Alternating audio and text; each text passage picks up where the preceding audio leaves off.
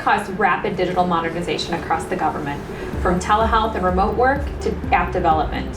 While this is great and exciting for many, because who doesn't want immediate access on their phone, it also creates a lot of vulnerabilities.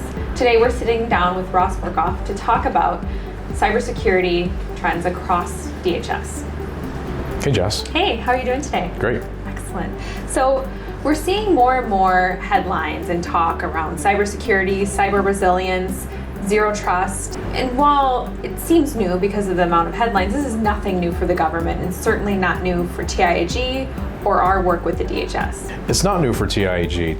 TIAG, we've had a technology footprint within DHS for over 5 years as a partner, but we've had a footprint supporting USCIS, where we initially helped automate and streamline the naturalization process for immigrants coming to the United States. We also provided critical O&M services for the USCIS verification information system, bringing it from on-prem to the cloud.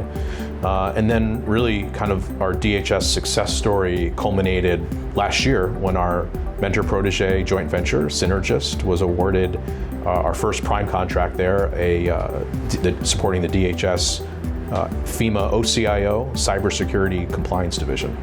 So TIAG has 20 years of experience across the DoD, DHS, other agencies. And so we're essentially taking everything we've done, the breadth and the depth of our services and capabilities, and applying it to the DHS. Well, that's the plan, Jess.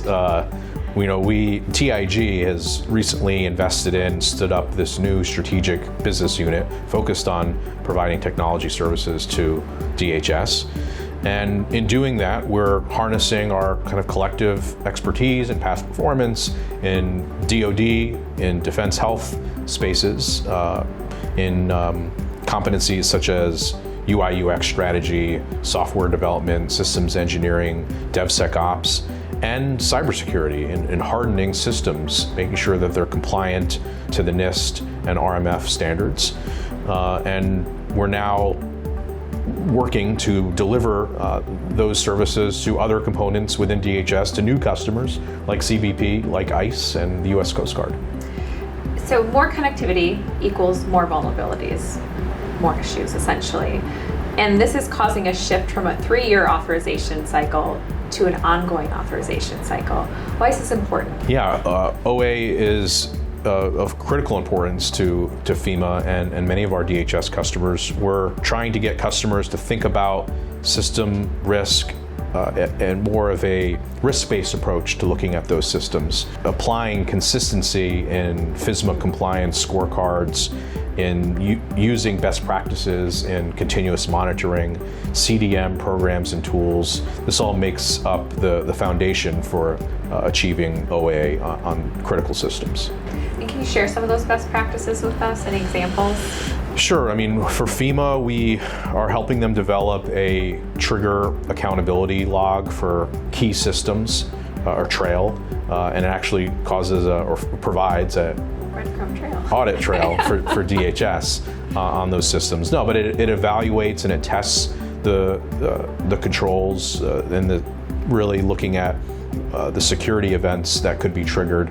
We're also helping CISOs develop a control allocation table, which ensures a risk-based approach to controls. And all this is kind of part of a larger OA program where we're helping our customers look at system risk, risk-based approach to looking at system risk, and in doing so, they are ultimately getting away from a 3-year accreditation cycle, instead looking at risks continuously, constantly looking for control assurance. So it's almost a relentless cycle, relentless approach. And when it's achieved, when this OA status is achieved, that gives agencies, the government, some level of confidence that their cybersecurity is robust, it's working. And that's great, that's exciting. But a lot of incidents, security incidents, are software related.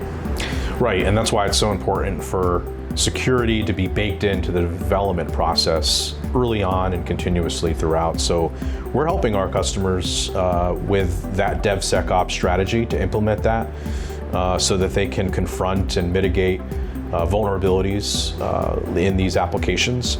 And part of that is helping them come up with a CI/CD pipeline that will introduce and automate monitoring and automation throughout the development life cycle of an application.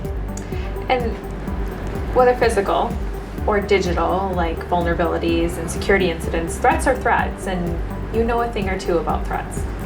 I've seen threats in many different shapes and forms, Jess. I entered active duty just a few months after September 11th as an Army intelligence officer, and was soon deployed to Afghanistan, and where I got to see threats take, more so the form of physical and kinetic threats to our U.S. forces and allied forces in Afghanistan.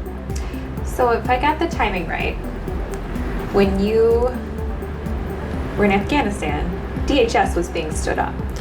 Yes, Jess, that's about right. You're dating me now, but 2003, my first deployment to Afghanistan, DHS was starting to stand up and coalesce as a new department. Lots of different agencies, micro agencies coming together to form what we know today to be DHS.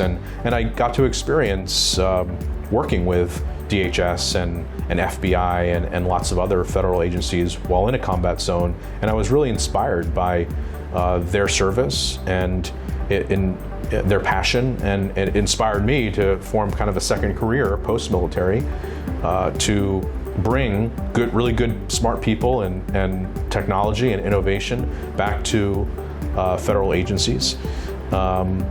And that's been my trajectory. It's mostly it was in the intelligence community, it was in the law enforcement intelligence community, but that's been my passion for the past 14 years. So essentially, you grew up with the DHS. Your career started in Afghanistan, and you've kind of followed it till now you're here. That's about right, Jess. I've definitely had a similar parallel track with DHS, having started my career working with them in a combat zone, and then coming back to industry and supporting DHS Office of Intelligence Analysis primarily in the 2010-2015 timeframe, and then I'm really excited to be working here for TIAG, delivering DHS FEMA, a cybersecurity compliance program, and hopefully to other components within DHS in the years to come. Well, you're definitely doing that. We certainly appreciate your strategic solutions to very complex problems across the DHS and the DoD in general.